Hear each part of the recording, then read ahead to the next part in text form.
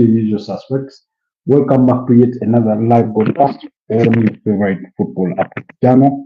It's a pleasure to be back this late Monday evening. It's about a quarter to the top of the hour, and it's a pleasure to be back.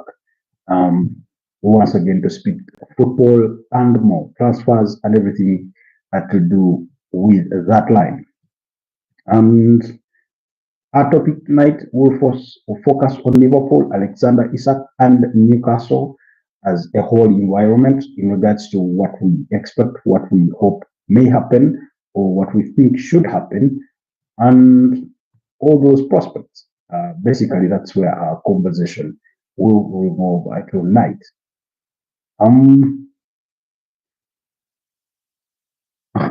Pedri, hi Pedri, good to have you back. Pedri is already joining us. He was with us for our earlier broadcast, for that evening broadcast, and we had a very lengthy debate. So, but I thought it's prudent for us to get back on here and speak about Liverpool and Newcastle because there are two hot topics that we cannot avoid.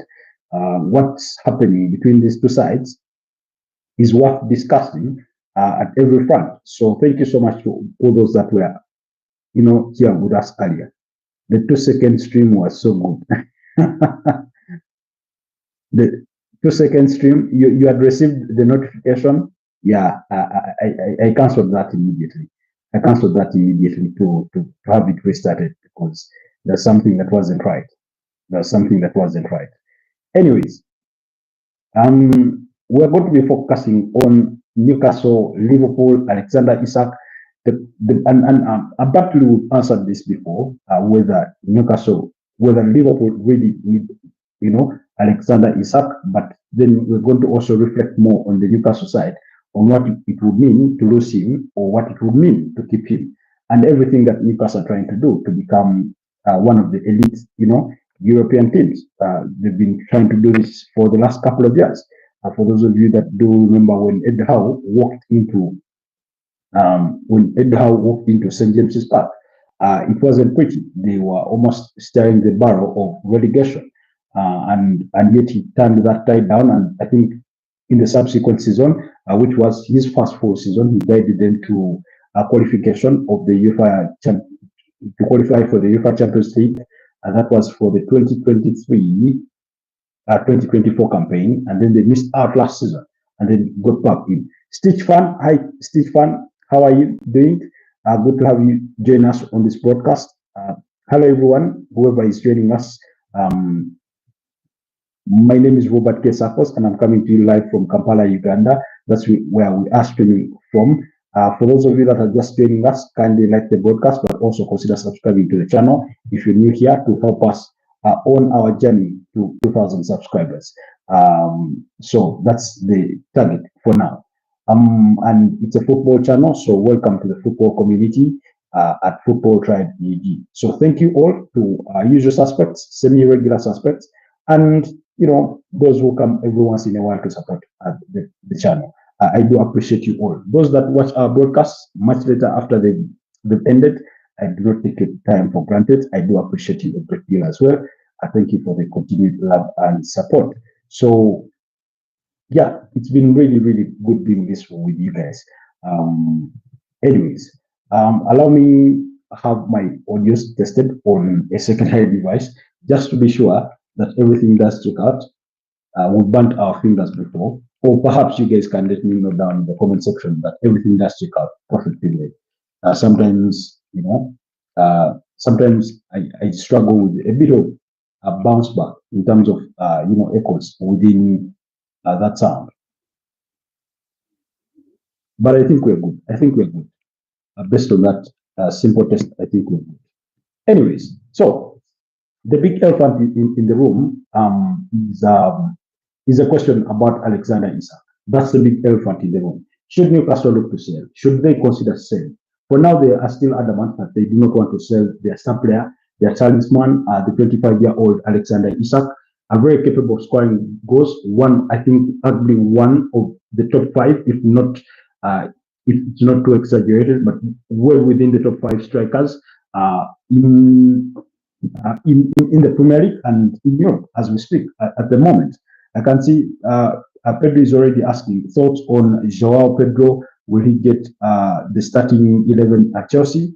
I think he's capable of that. You see, that striking role at Chelsea is there for the taking. While Nicholas Jackson has been fairly good at it, I think it's there for the taking. Then Liam Delap is yet to prove himself in the Chelsea jersey, and yet Joao Pedro walked in and in 3 games he managed to score 3 goals. So including that brace, that brace in the semi-finals against Paramides, was it? No, against Fluminense, yes. And then also scored in the final against PSP. So really, he's poised to grab that position. It's there for the taking. It's not cast in stone. The way Alexander Isak has, had cast it in stone at Newcastle. I think Gyökeres is better than Isak. Wow. Okay, that's a good way to think about it. I do not think I had thought about it that way. I'm not sure I had made the comparison, because if I ever did, in any case, I think given on what I had seen of both players, of course, the majority share of that being Alexander Isak, that I had watched more, I think I would have easily gone for Alexander Isak. Victor Gyökeres' numbers notwithstanding, but also given the graphic, the sort of the weight of the league in which he's been playing. So I think I would be biased in choosing Alexander Isak, because I had watched him more ever since his days at Real Sociedad. So, and that's when I fell in love with his sort of style of play. When he was still playing with Martin Odegaard, when he was on loan from Real Madrid, Martin Zubimendi was well within that team. I think the Real Sociedad manager stepped down since left. He had been there for quite some time. So for me, that's my love, where my love for Alexander Isak, started from. And when he joined Newcastle, I was up in arms wondering why the big teams had not made the move for him. So I was a bit surprised. JJ Okocha, good to have you on the broadcast. Thank you, my brother. Are you from Nigeria? JJ Okocha, one of the legends of the game. One, I think, who my favorite player of all time, Ronaldinho Gaucho, appreciated just as much. You say in the UEFA Champions League, Alexander Isak played 8 games and had 1 goals and assists. Gyökeres played 8 games. The UEFA Champions League had 13 for a weaker team, Sporting. Again, let's look at it this way. Overall, the Portuguese league is a weaker league compared to the Premier League. That's without debate. But we've seen multiple times when Sporting Lisbon, when FC Porto have come up, and including even Benfica, and beaten up against the giants of Europe, including Sporting Lisbon beating up against Manchester City. I think it was by 4 goals. Was it 4-1 or 4-0? So that's to tell you that while the Portuguese league overall is believed to be a weaker league as compared to the Premier League and other European leagues, it doesn't necessarily mean that they are incapable of bringing up good players and good teams. This takes us back briefly to the Victor Gyökeres debate, and in regards to this sort of this clouded judgment and the expectation that he's going to sort of fail to deliver at Arsenal, while they so much use the benchmark of Darwin Núñez coming from Benfica in 2022 to join Liverpool, and he sort of failed to hit those numbers like he was hitting them at Benfica. But what they forget to tell the rest of us is that there are examples of players that have come from the same league and done well within these leagues. Cristiano Ronaldo, coming from Sporting CP to Manchester United, did perfectly well. He was a much young player. Enzo Fernandez, of recently, January 2023, he came from Benfica to join Chelsea. Look at him now. He's thriving at Chelsea. Look at Bruno Fernandes. He came from, the same league, and he, walked straight into that Manchester United team.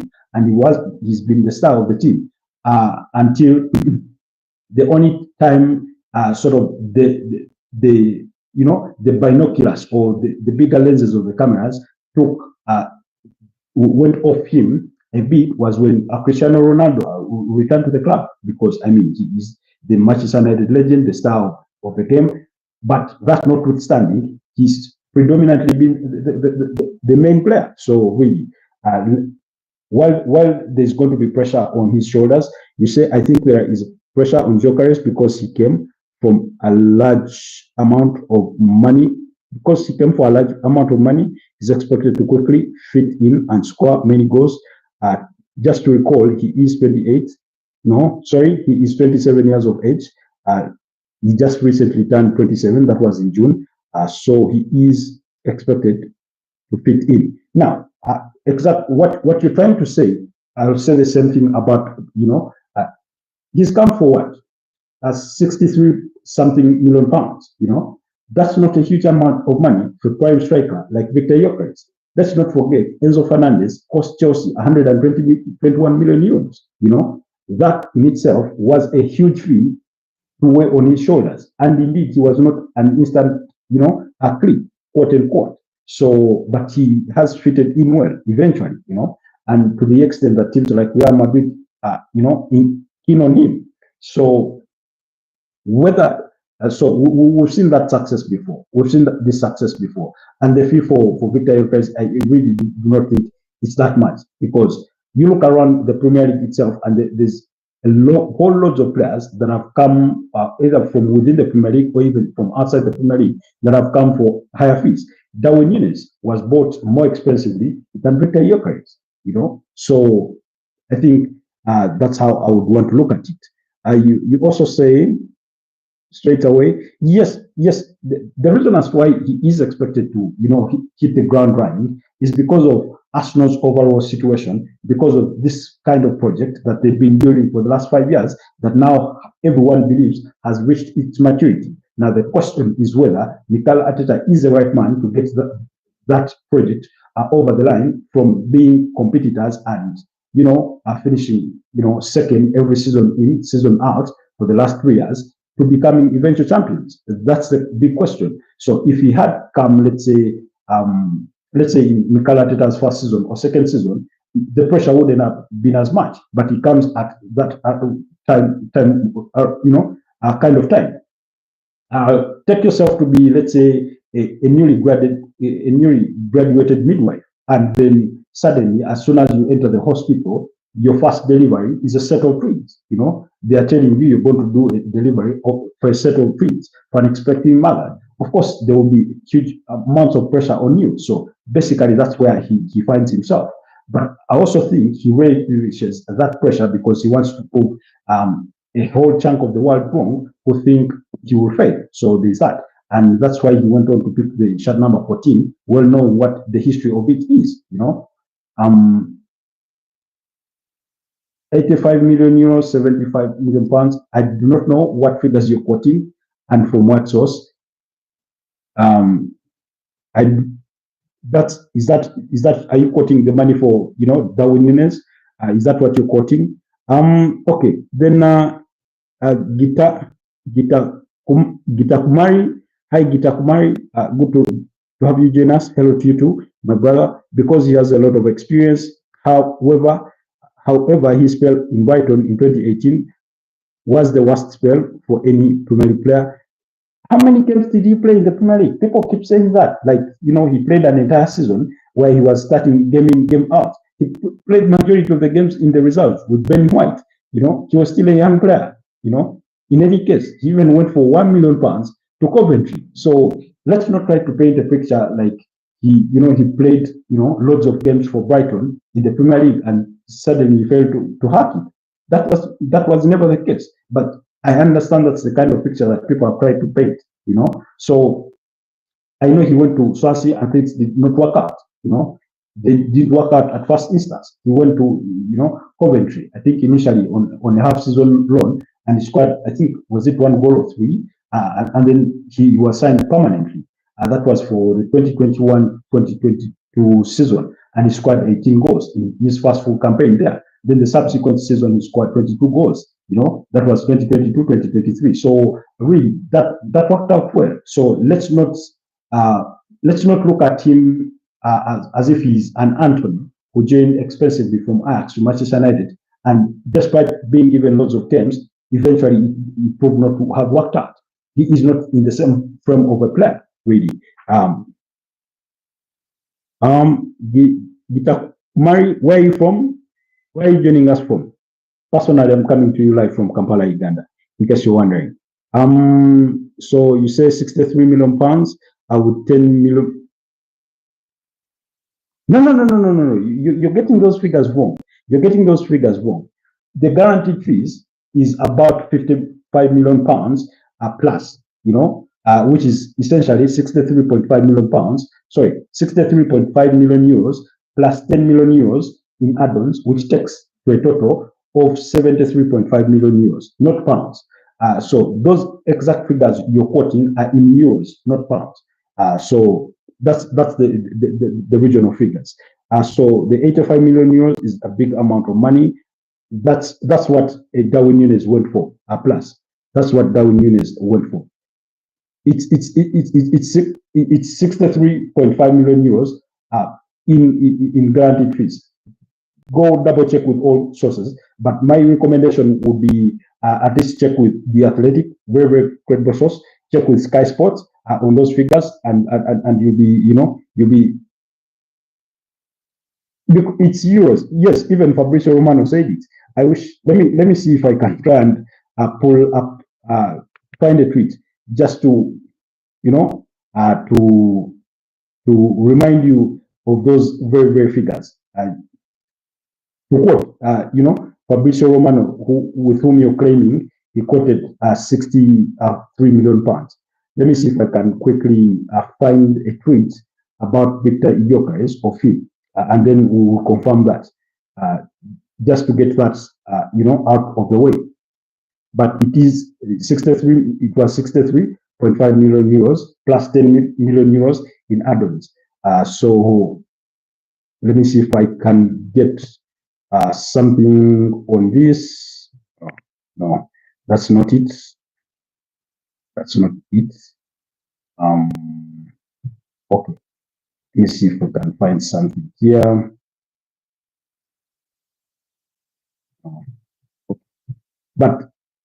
But it's that money you're quoting is in euros. Unfortunately, I can't pull out a quick, a quick pull up on my page.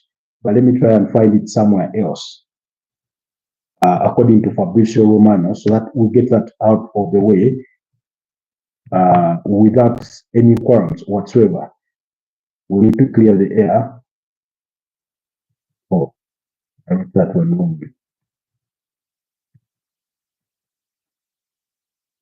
Yes.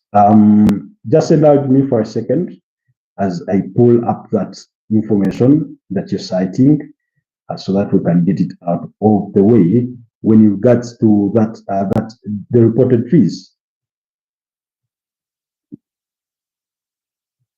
That's about goals. That's not the tweets or the posts. I'm trying to find in one of those posts where I put it up. But you can as well check. You can as well be checking just to correct yourself. But you'll find that that money is in euros rather than the pounds that you're quoting. Man, guy tweets so much you can hardly find. You can hardly retrieve what you're trying to dig out easily. It puts out a whole lot of tweets and posts in a single day. Basically passes off as a blogger. But we'll find it. Robert Lewandowski, what's up with him? What's up with Robert Lewandowski? Oh, okay. I think we're soon getting there. Getting to that tweet. LFC is back with us. LFC, what's the transfer fee for Victor Gyökeres? Did they want to break this tie? Pedri seems to have his figures mixed up, quoting a whole, 75 million pounds. I do not know from what source. Be the tiebreaker of the debate on those fees. Jesus Christ. I pulled through every little feed. I can hardly find the post just because the guy overtweets. Every little tweet.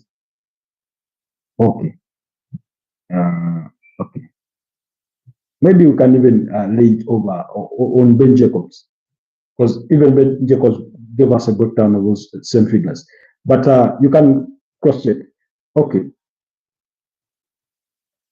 What is about medical?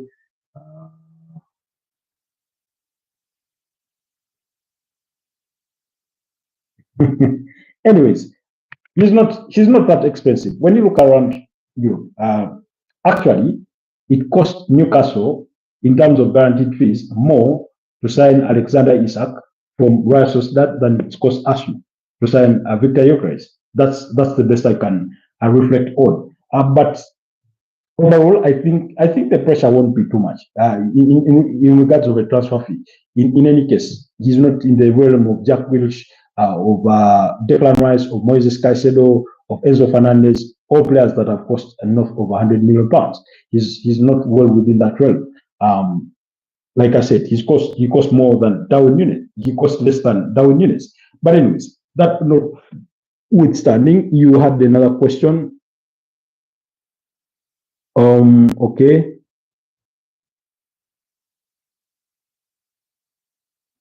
Who is that?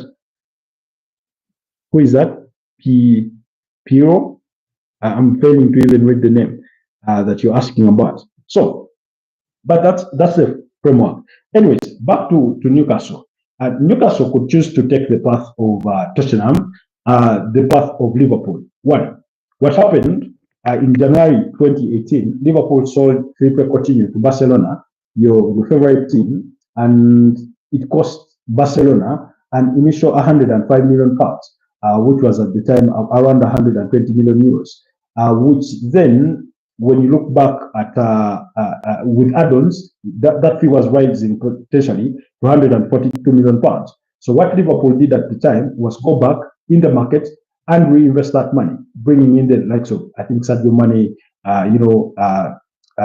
Salah. Of course, they brought in January the same year, they brought in Virgil van Dijk to build the team, the winning team that it eventually became.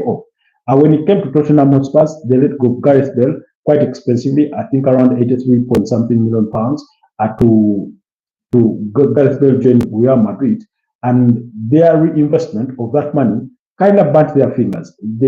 All the players they signed with that money did not live to the expectations. So, but Newcastle could choose to say, let's let go Alexander Isak, reinvest that money quite smartly, and we see. And because a player like Alexander Isak is going to fetch you a whole lot of money, that it helps you reinvest in your team with more than just one player.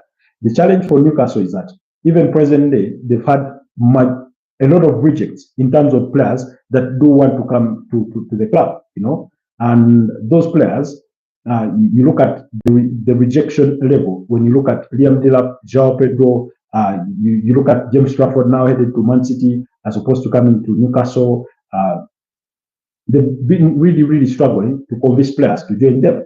And so it makes you wonder, if we are letting go of our star players, how then do we easily convince those others to come and join us if the good ones are already leaving on their way out? Because sometimes it's the good players that you already have within your dressing room that you leverage on to convince other players to come and join your project. So I think Newcastle, that's the headache they will face. But also, they have larger plans because they are talking about a project that could possibly be well within maybe a longer period of time, let's say 3 to 5 years.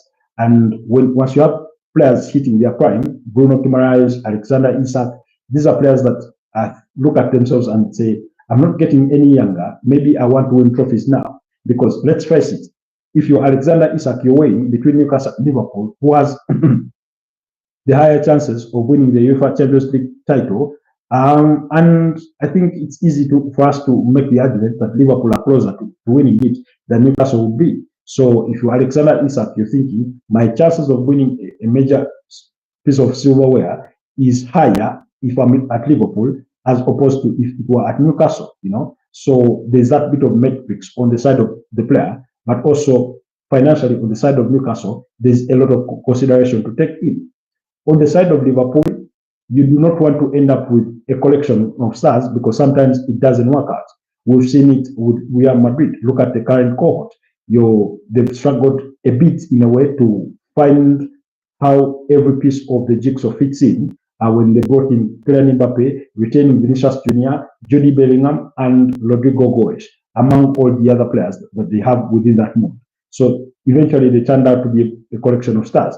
Previously, what PSG were trying to do, Sergio Ramos, Lionel Messi, Angelo Di Maria, Zlatan Ibrahimovic, all those players that have come through over the years, Kylian Mbappe being the last cohort. It took them, flipping that very blueprint and going back to ground zero with literally with Luis Enrique to say, okay, we need to press the reset button and look at this project in a different format, and that maybe that's when it will yield fruit. And that's what it's taken, That's what it's taken to yield the fruit, So I think it's a bit of a headache for Liverpool, because if you're Liverpool and you're bringing in Alexander Isak, Hugo Ekitike must be wondering to himself, I just signed, I thought I was going to be, the lead talisman, but Alexander Isak is way ahead of me in terms of development and posting in those goals. So you ought to think about that. And like I keep saying, this is a World Cup season. At the end of it,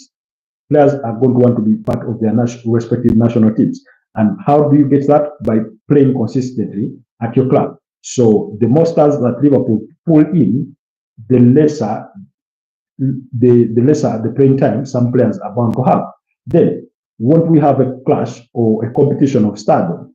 Because we all know that Mohamed Salah has been Liverpool's star player for the last many seasons. Even when Sadio Mane, Roberto Firmino were still at the club, he has always been, the player that, pushes his head high. Good evening, bro. Isak for Liverpool. We are discussing that and what the implications would be for if Liverpool were to sign Alexander Isak. So, won't we have a clash of heads where Mo Salah still thinks he is the king of the hill, and then Alexander Isak sort of wants to destroy him? Do you think it would have an impact on how Liverpool play overall? Would they have to change their over-reliance on Mo Salah and then try to turn the focus on Alexander Isak? Would he be happy becoming predominantly a creator? He has no problem creating, but also he creates while he remains ahead when it comes to posting the goals as well. So would he want to maybe lose that position? Of course, like I spoke about earlier, him coming of age sort of reduces on what it calls for, a reduced burden on kind of the workload that he has to do, which Arne Slot got right from the onset to say, look, when we are out of possession, yes, you'll do some bit of work, but it's not entirely on you. You must maintain yourself within this kind of region of the pitch so that once we win the ball back, you're ready to go, and that worked out really, really well for him. So remember, you already friend which is in there. You're bringing Hugo Ekitike is already there. You retain Mo Salah. Of course, you're losing Luis Diaz, who is destined for a move to Bayern Munich. My anticipation or feeling is that possibly Liverpool go in the market to try and find a replacement. Let's not forget the unfortunate demise of Diego Jota, which called for an unnatural or an unprecedented replacement in that case. So what Liverpool may not want to end up with is a collection of stars that may end up not playing as a team, and everybody trying to be, some sort of, an island of their own. You do not want to have that. You want to avoid that at all costs. So the context of Liverpool and the pursuit for Alexander Isak, I think opens us up to a wider debate than many of us would have anticipated. Then two, when it comes back to the finances on both sides, one, Newcastle are not in a bad position financially. They are in an okay position when you compare to where they had been for the previous 3 transfer windows, in which they did not sign a first-team player. They had to really dig in. Remember last summer, they lost 2 players reluctantly Yankuba Minte for £33 million around there, Brighton and Hove Albion. Then they also lost Elliot Anderson, an academic graduate who was 21 at the time. They lost him to Nottingham Forest for a reported fee of about £35 million, according to the Athletic. So they had to do those transactions, not because they wanted to lose those players, but because they were trying to get on the right side of the profit and sustainability rules. Present day, they are in the clear. So in other words, they do not need to sell to stay within the bounds of those rules. They have some bit of wiggle room to act within. And when it comes to Liverpool, when it comes to financial outlet, they have all the money to sign any player that they may please, for as long as that player is willing to join the club. So that's the kind of position that Liverpool do find themselves in financially. So there's that to think about. So this could cut, either way. So you look at the benchmark of what Liverpool did with Felipe Correa Coutinho selling into Barcelona, using that money to reinvest in the team with more players and players that were not quote-unquote stars at the time, and it worked out well. But also you reflect on the failed project of Tottenham when they lost Gareth Bale and brought in a bunch of players that eventually did not work out, using that money from the sale of Gareth Bale. So it could work out, it may not work out. Remember, they started the transfer window without a sporting director, because Paul Mitchell had left the club at the end of the season, was leaving the club at the end of the season. So Ed Howe has practically had to do majority of the heavy lifting going into this transfer window. I know they're trying to make some recruitments in that regard, but it becomes a bit tough. Then overall, in regards to the Afghan project, they're trying to improve the training ground. There were suggestions that they could move it to London to try and entice players to come and join in more. Then there were suggestions as well. There are suggestions of them rebuilding or building a new stadium to expand, because Newcastle is a team that has so many fans, and I think the current stadium is about a 40,000 plus kind of seater that possibly needs an upgrade. So let's wait and see how that all works out. And you remember when clubs are building these new stadiums, it has a capacity of 52,000, about 52,000. That's the capacity. So they want to make it bigger. Usually, when clubs are building new stadiums, it becomes a bit hard for them financially to remain competitive in terms of signing players. I think the examples I can use is that for Tottenham, when they were playing at Wembley, I think they went a whole year or plus without signing a player because they were building their stadium. You remember Arsenal's struggles when they moved to the Emirates Stadium.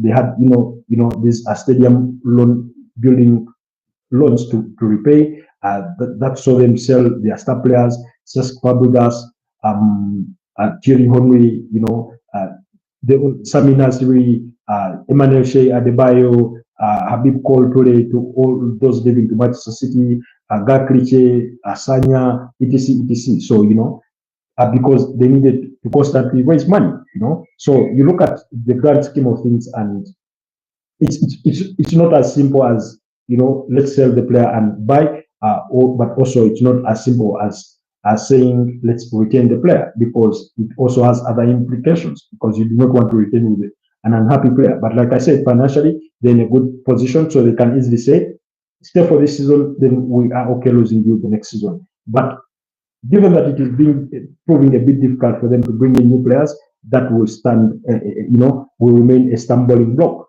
for them to make that decision. It doesn't make it any easier.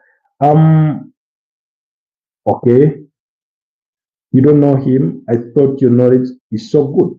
I'm joking. He's a Leeds player. There's majority of players I do not know. For example, if I sat here and asked you, do you know John Semazi? Chances are you do not know him, because when it comes to professional football, it's literally like asking somebody whether they know 0.01% of the world's population, basically, So that's quite expansive. There's so many young players I do not know, even at academy level. Sometimes people ask me about young players, and I'm like, I've seen that player in a Carabao Cup game at some point, but I can't tell you much about him beyond what I saw in that particular game, or maybe in a friendly game, that kind of thing. So, for example, the other day I was watching that Arsenal game against AC Milan, and they brought in Mari Salmon, the centre back. I'd only watched a few clips of him. Max Doman, I'd only watched a few clips of him, cut short clips from the England, under 20s team. So yeah. Tell me about John Simmons. Tell me about John Simmons. Where's Pressing Kosi? Where's Pressing Kosi? You say you know him. Tell me about him. But anyways, it's a news world. We keep learning every single day. He is a football player. Obviously, he's a football player.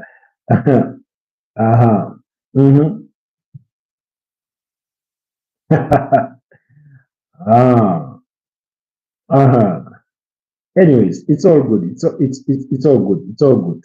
But yeah, so that's the situation on that side when I look at when we assess Liverpool and Newcastle. Let's just wait and see how that situation will unfold.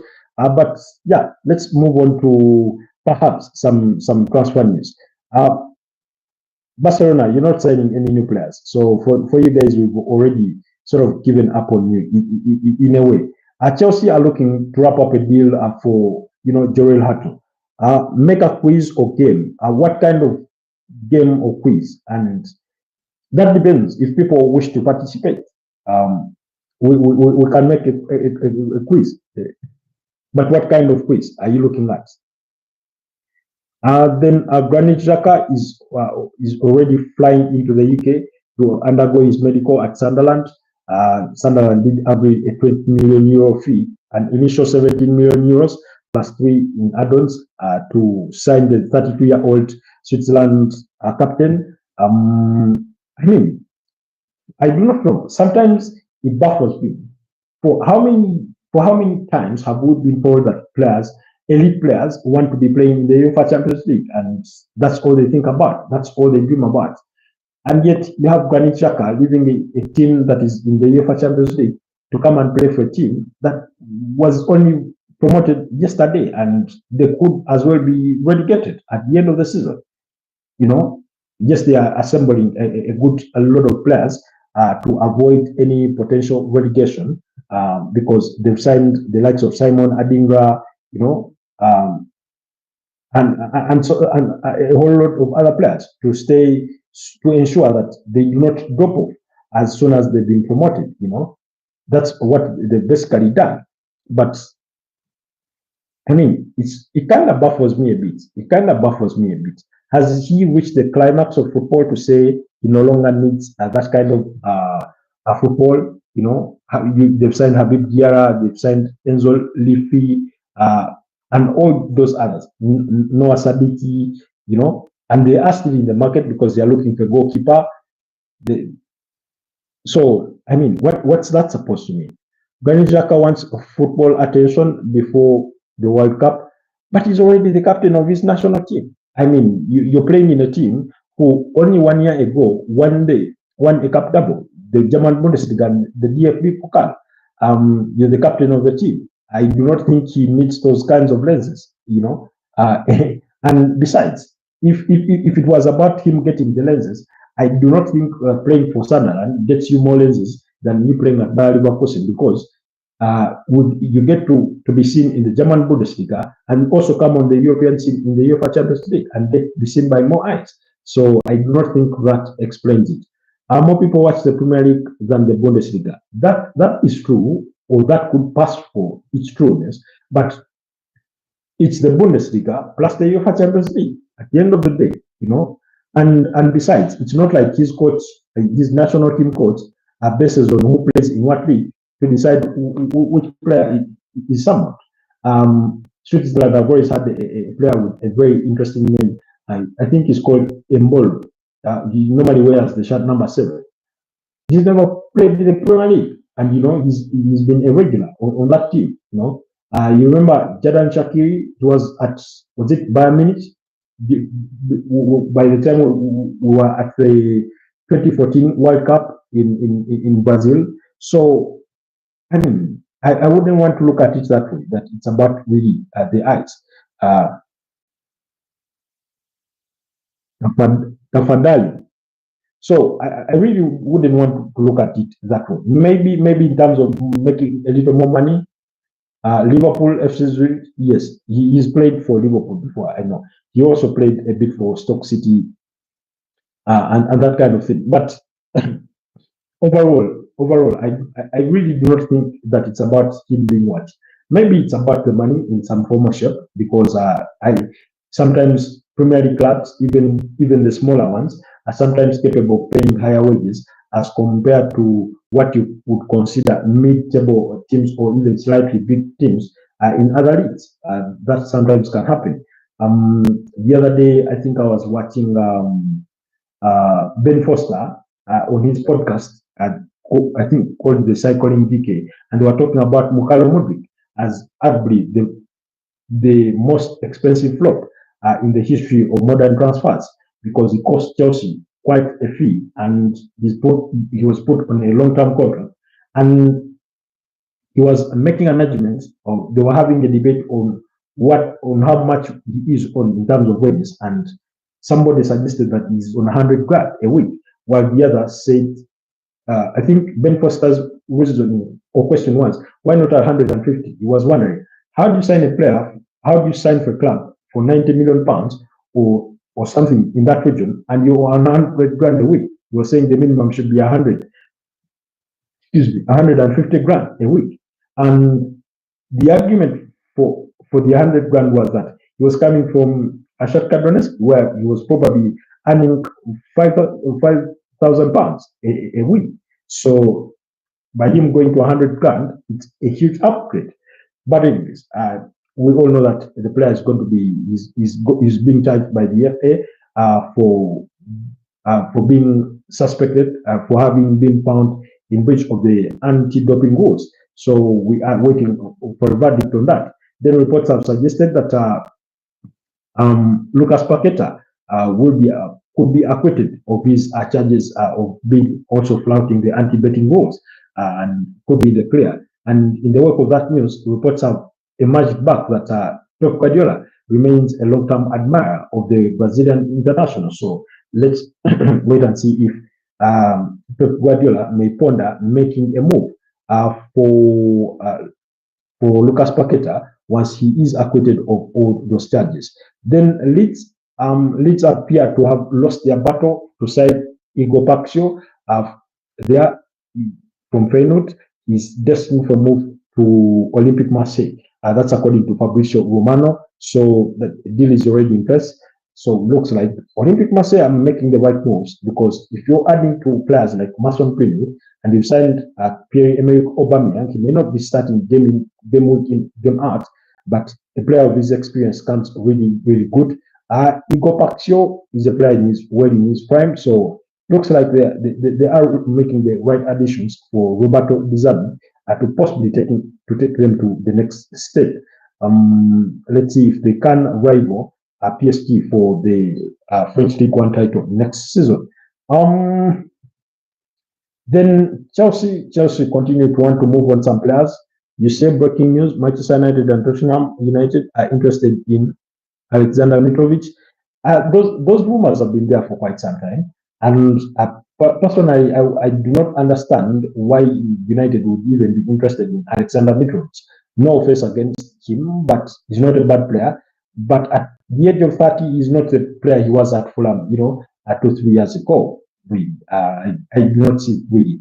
Manchester United are really, really pushing to try and get a deal for Benjamin Sesko, but Newcastle also remain well within that deal. So I think that's where they're competing mostly.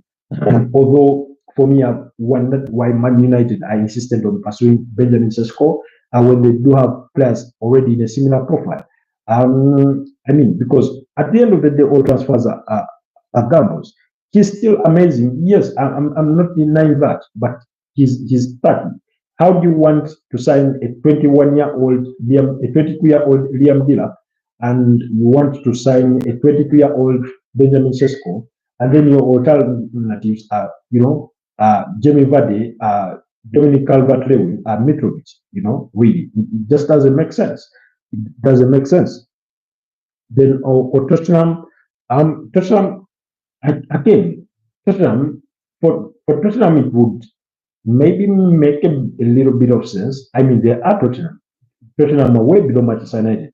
The expectations that weigh on Manchester United's shoulders are not even half of the expectations that are of those of Tottenham. He is still the same as a Fulham version. No.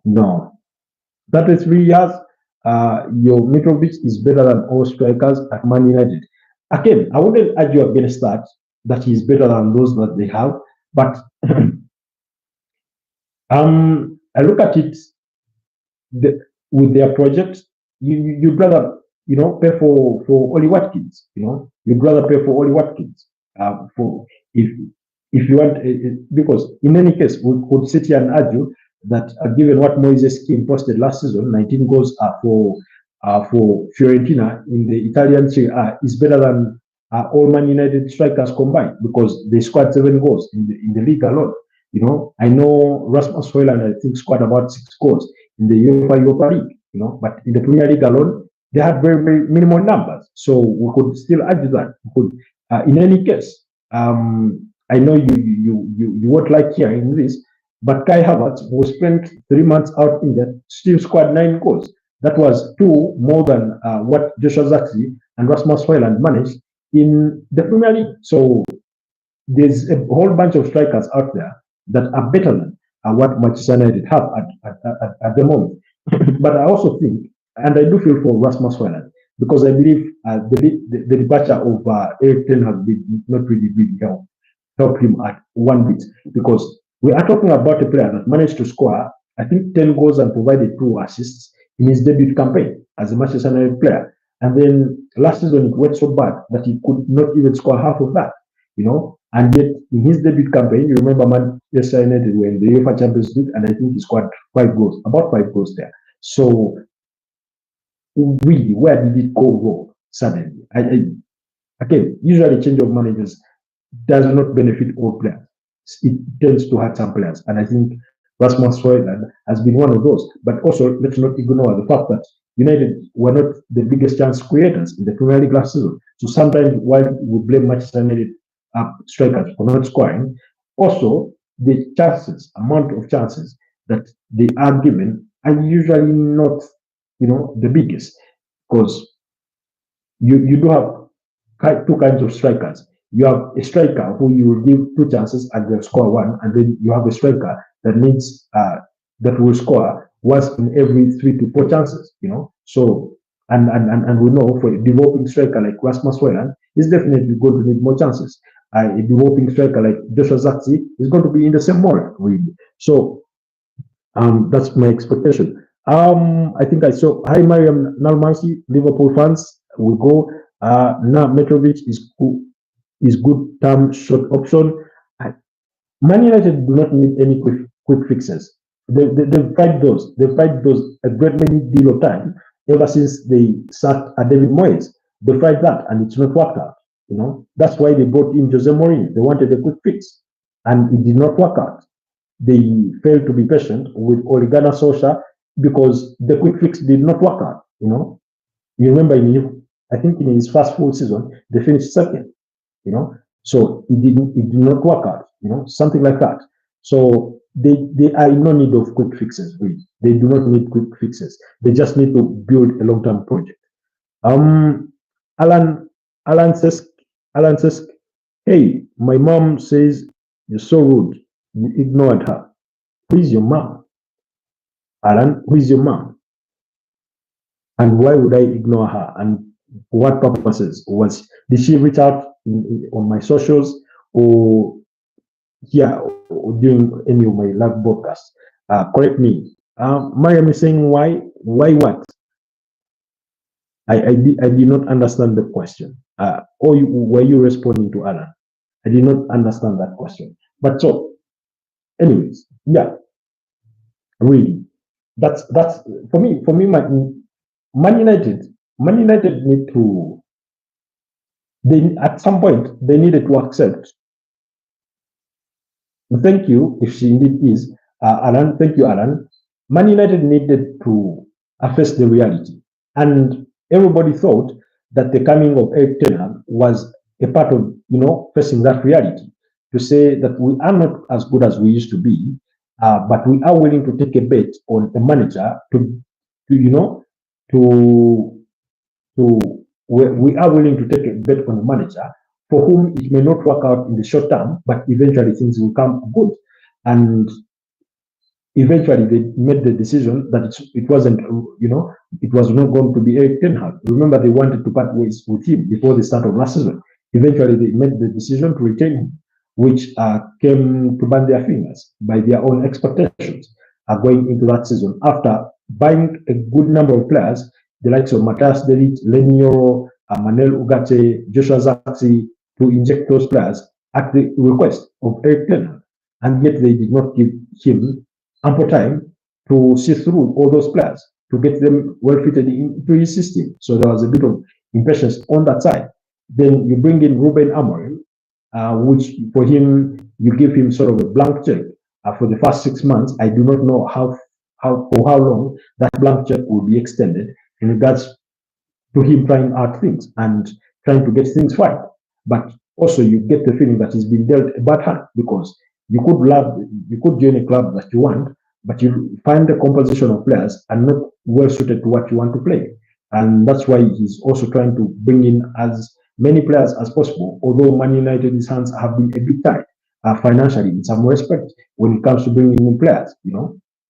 I know they would have loved to do more in the transfer window than they've already done, but they've not yet done that because they need to move on some players. They need to move on some players before they make all financial outlays to bring in all the other targets that they would have loved to bring in. They would have loved a goalkeeper, but they need to move on. At least Andre Onana or Altai Baindia or Tom Heaton, one of them needs to be moved on before they bring in a goalkeeper. Because at the end of the day, you do not want to have 4 goalkeepers and then further exacerbate the stress that you claim is already on your wage bill, and that kind of thing, really. So let's wait and see. You said do not ignore his mom. I've not ignored anybody's mom. I've not ignored anybody's mom. You insist that Mitrovic is better than Zaxi and Hoyland combined. I'm not going to argue against that, but like I said, Man United do not need a quick fix. They need to build something. They need to give themselves a little bit of time. I think it was during the course of this season, I think last season, when things didn't go well for Newcastle, and yet they stuck in. They stuck in there. Of course, they finished way high than Man United, so that gives you a bit of headroom. But again, for example, when I look at Tottenham Hotspur, I don't think they're going to just wake up and sack Thomas Frank unless it just doesn't work out right from the onset,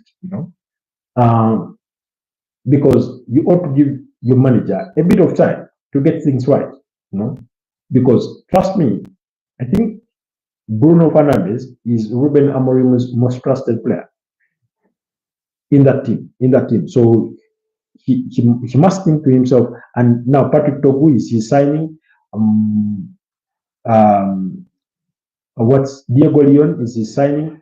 Bwani Mbomo and Matthias Cunha will be considered his signings. Whoever he brings in for a striker will be his signings. So that way, we will sit and discuss and say, when we are judging those players, we will be thinking, okay, you brought in this player, but it's not working out. At least we'll start to judge him in that direction. But for now, we've only judged him based on the tactics that he's deployed that have not seemed to fit the mold of players that he already has. He seems to appreciate Amadou Diallo, who I think is a very great talent. I'm waiting to see how it works out for him as a wing back, on that right-hand side of the pitch. I'm waiting to see how that works out. and I hope he can stay fit for a very good long period of time, as opposed to him, coming and getting injured quite soon. So I'm interested in seeing what all those metrics will look like at the end of the day. But Man United, quick fixes may not work for them. They've tried it before. Remember Chelsea. Chelsea equally tried out the quick fixes. That's what they wanted. They hoped for a quick fix. And eventually they realized maybe it's not going to work out that way. We need to give ourselves a little bit of time, And for everything they've done, you remember they went back to one strategy. Let's buy a bunch, so many young players. Whichever works out, we retain. Whichever doesn't work out, we move them on. So basically, that's the model that they are using. They go out and sign a whole bunch of young players, and 1, 2, 3 will work out, or 1, 2 of them will work out, and all the others will be let go slowly by slowly. I do not know. Enzo Maresca seems to retain Keenan Brisbane Hall for what would pass on for sentimental reasons. But when you look at the players' contribution to the team, it's quite minimal for the kind of expectations that lay on his shoulders when they paid for a fee of about £35 million to get him out of Leicester City, as Enzo Maresca was paying, So, but you look at a player like Joao Felix, signed last summer, and they're already moving him to Al Nassr. Noni Madueke has been there for 2.5 seasons. For Noni Madueke, it's not like it had not really worked out. It hadn't worked out entirely because he's a player that they liked. But Arsenal just came with a good offer for which they stood to make a bit of a profit, and they made the decision to let him go. Right now, they wouldn't want to let go of Nicholas Jackson, but if you offered them a good fee, they would think about it, because while they are in that process, they are also in the process of making money at the same time. So, because they've also been fined by UEFA for being in breach of the financial fair play rules. So, all those are considerations for a team like Chelsea.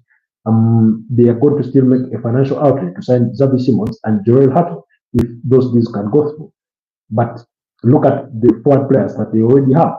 Let's not forget Giovanni Quenda is arriving next summer. You have William Estaval that has arrived this summer. You've already added Jamie Gittins. You've added Joao Pedro. You still have Mukal Mudrik, who God knows what is going to happen with his footballing future. You still have Raheem Sterling, who you're trying to move on. You have Liam Gillard in the same mold. You have Mark Gui in that same mold. You have Joshua Achepong. You have Tariq George. All that's a composition of these Chelsea players that they have to deal with. And yet they are still adding on. And at some point, I think I'll look to do maybe perhaps a broadcast that is more focused about Chelsea. I've said this before and I'll repeat it again. Chelsea are simply being greedy in some respect when it comes to signing players. I do not think that all the players that they sign they sign them out of need in regards to where their team stands. Because if it really boiled out about need, at this stage where they are with all the additions they've already made, you'd think that their backline would be more of need to add in a backup, maybe and a goalkeeper. Already they've moved on George Petrovic, and things of that nature. So you'd think that the goalkeeping position and the defense, in terms of bringing in an elite player, that will be more priority. But that's not what they led us to believe. They are still making it sound like it's really the attack. I know for the defense they are trying to bring in Joel Hatton, who can play centre back and left back respectively. But yeah, let's wait and see. The transfer window is still wide open and for quite a significant amount of time going forward. So we'll wait and see what else they look to do in the near future.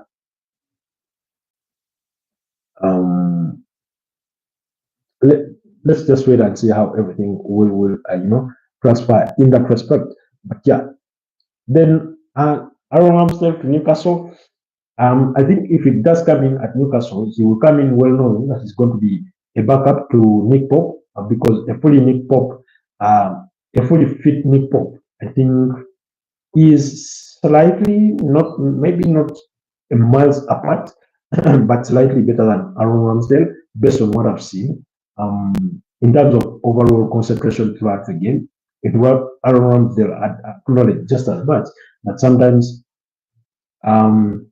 he gets bored, and that's why he keeps engaging the fans, whether he's with the rival fans, with his back against them, or it's his, the team he's playing for. Sometimes he gets carried away with that, especially when you're playing for certain teams, and he said that particularly at Arsenal, which wasn't the case in his previous teams, because if your team is constantly being attacked, then you constantly alert, to shots coming your way. But if you're playing for a team, imagine if you are playing for Barcelona, for Manchester City, who oftentimes dominate possession and the ball is in the opponent's half, and that kind of thing. But yeah, let's wait and see how those things will evolve. But like I said, Benjamin Sesko remains a concrete option for Manchester United, but Newcastle are also present and they continue to pursue. Inter Milan want to sign Ademola Lookman, but things have not yet yielded fruit as far as those discussions go. So let's wait and see how everything will turn out. Then PSG are close on reaching a full agreement for Lucas Chevalier. That's a goalkeeper, so for about 40 million euros. That's the expectation. So it is what it is. Anyways, guys, let's look at perhaps anyway. If you look at when you look at some of what there is when it comes to speculation and gossip, as per the compilations of BBC, I was wondering, why would AC Milan sign Dominic Calvert-Lewin? Are AC Milan that desperate? Really? I mean, for Newcastle as a backup striker, in a way I would understand, but AC Milan, I mean, why are they even thinking about it? Lucas Chevalier played so well against Real Madrid and Liverpool in the UEFA Champions League. I mean, he's been spoken about glowingly as a very, very good goalkeeper. So, and in any case, what has not been ruled out is him being a backup to Gianluigi Donnarumma to perhaps compete for a place. And Luis Enrique, given his character as a manager, I do not think he would find it that remote to pit the two against each other to drive further competition, and he ends up, playing one in one competition and another in the other. So he's equally capable of doing something like that. But yeah, PSG remain with a very, very good squad. I can't wait to see what more they can do in the UEFA Champions League next season. Bearing in mind how difficult it can be to defend that UEFA Champions League title. Then, according to Fabrizio Romano, there are no talks ongoing between Arsenal and Flamengo over Gabriel Jesus, contrary to earlier reports, as they had suggested. But let's wait and see. But we know for a fact that Andrea Bata is exploring a potential deal to move on Gabriel Jesus. Man United want Colomwani. Again, that's according to the speculation. Armando Colomwani, I mean, he's not a bad player. He's a good striker for whom he thinks did not work out at PSG, despite being signed quite expensively. But again, he wouldn't be the only striker. Gonzalo Ramos there. He doesn't get to start, a whole lot of games. Oftentimes he's used as a squad player. So I think Luis Enrique is one of those other managers that do not largely believe in having that outright striker, really. He believes in a collective contribution of course, and from different players, especially having a dynamic front three, the way he's had it with Desiree Doué, Ousmane Dembele, and Kibisha Kvaratskhelia, and then even when he swaps it out for the likes of Mayuru, Bradley Bakola, it's still something that continues to work. So in that sense, so we'll just wait and see. Then João Felix is already is a new Al Nassr player. He will be playing against his country captain in Cristiano Ronaldo. Let's wait and see. Then Luis Diaz will be undergoing his medicals to try and complete that move to Bayern Munich, while Federico Chiesa remains the other player that could be moved on this summer from Liverpool. So okay, you think yourself. Apparently, Colomwani has said has said himself, you're saying apparently Kolomwani has said himself that he has never smiled after the World Cup final in the quarter due to what happens at the 120th minute. Well, football is full of heartbreaks. They come in all lips and bounds.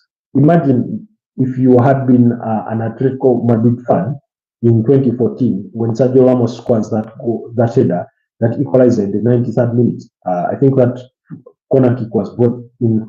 Was it by Marcelo or Di Maria? One of the two. You know. No, actually, I think it was Luka Modric that brought in that ball. And personally, I thought the game was literally as good as done, given how defensively solid they had been. And then you go into extra time and concede 3 and you lose, the UEFA Champions League title. Football is full of those heartbreaks. They do come in all leaps and bounds and in measures. So, okay, what hotel are you in? Or HMO? Mickey, how was your boat journey? WH Mountain. Hi, how are you doing? What hotel are you in?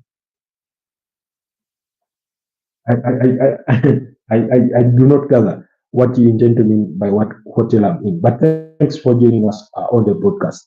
Kindly like the podcast, but also consider subscribing to the channel while you're still with us here. But thank you so much for your engagement there. Although I seem to struggle to even relate to what you're speaking about in that sense, if it does mean anything to you in any way or form or shape or otherwise. So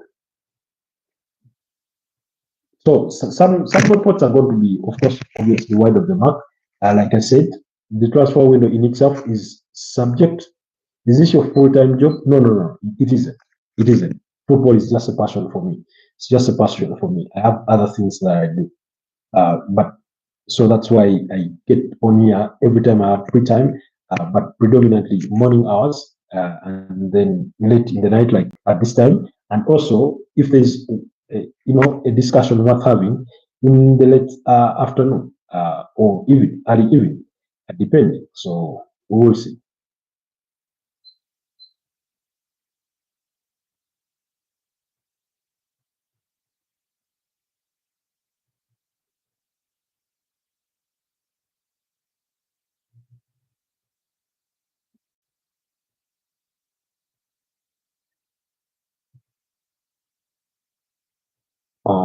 Okay. Anyways, it's been a pleasure, guys, doing this with you. I can see it's a couple of minutes to midnight.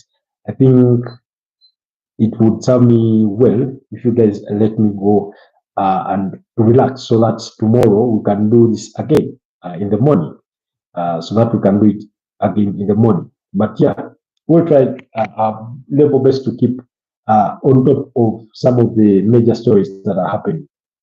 Pick one: chicken burger or cigarettes.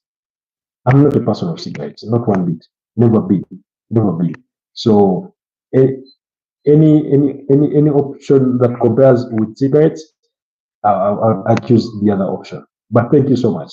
Thank you so much, Pedri, for being with us. Thank you so much, Mariam Dalmasi.